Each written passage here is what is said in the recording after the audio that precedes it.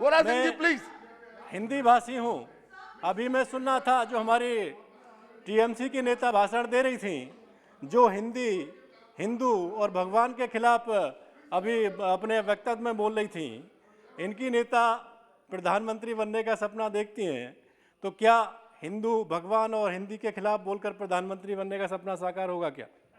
सभापति महोदय, वैश्विक महामारी कोरोना के खिलाफ भारत ने सामूहिक लड़ाई के कई अभूतपूर्व उपलब्धियां हासिल की हैं।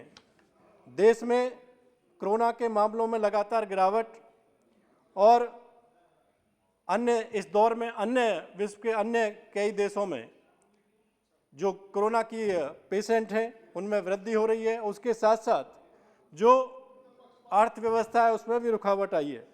लेकिन वहीं अपने देश में, इतना बड़ा देश होने के बावजूद, माननीय प्रधानमंत्री जी के नेतृत्व में कोरोना महामारी पर नियंत्रण है और अर्थव्यवस्था को स्टेबल करने का काम माननीय प्रधानमंत्री जी के नेतृत्व में किया गया है। इसमें कोई संदेह नहीं है कि कोरोना काल संकट में भारत अपनी अलग छाप छोड़ने में सफल रहा है। बड़ी आबादी का देश होने के बावजूद भारत ने कोरोना प्रबंधन में अपनी एक मिसाल कायम की है। सभापति महोदय, कोरोना संकट की शुरुआत के समय भारत के पास सैनिटाइजर, मास्क, अन्य व्यवस्थाएं ना उपलब्ध थी, ना उनको बनाने की व्यवस्था थी। लेकिन माननीय प्रधानमंत्री जी के कुशल नेतृत्व में उस संकट के काल में भारत ने इन वस्तुओं का उत्पादन और उपलब्धता कराकर पूरे दुनिया में अपनी क्षमता का एहसास दिखाया। आज दुनिया में भारत की वैक्सीन की गूंज है और आज 125 करोड़ भारतवासियों को वैक्सीनेशन दी जा चुकी है। आज गांव के क्षेत्र में घर घर जाकर लोगों को वैक्सीन लगाने का काम किया जा रहा है। जहां पहले सरकारों में महामारी के दौरान लोगों को वैक्सीन नहीं मिल पाती थी, आज माननीय मोदी जी के नेतृत्व में 125 करोड़ देशवासियों को वैक्सीनेशन घर घर जाकर लगाई गई है। अध्यक्ष महोदय, मैं धन्यवाद करना चाहूँगा माननीय प्रधानमंत्री जी का, जिन्होंने मेरे क्षेत्र के 19 लाख लोगों को अभी तक वैक्सीन लग चुकी है।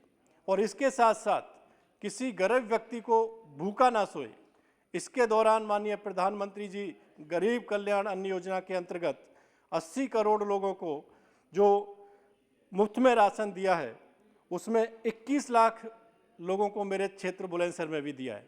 उसके लिए मैं माननीय प्रधानमंत्री जी का धन्यवाद करता हूं।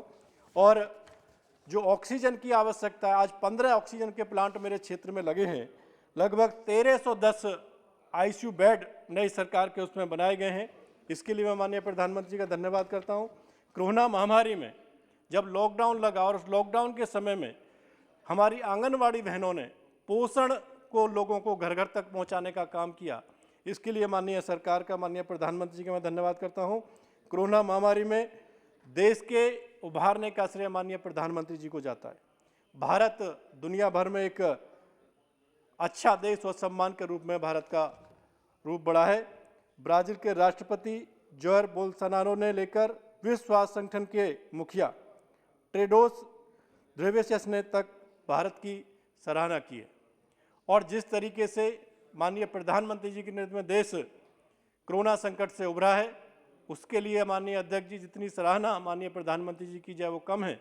और जो हमारे साथियों ने कहा कि इस संकट के समय से देश को उभार कर माननीय प्रधानमंत्री जी ने देशवासियों की रक्षा की है, सुरक्षा की है। और जो सबका साथ, सबका विकास, सबका विश्वास, सबके प्रयास का मूल मंत्र को लेकर सरकार काम कर रही है, वो एक सकारात्मक देखने को हमें मिला है। बहुत बहुत धन्यवाद सभापति महोदय।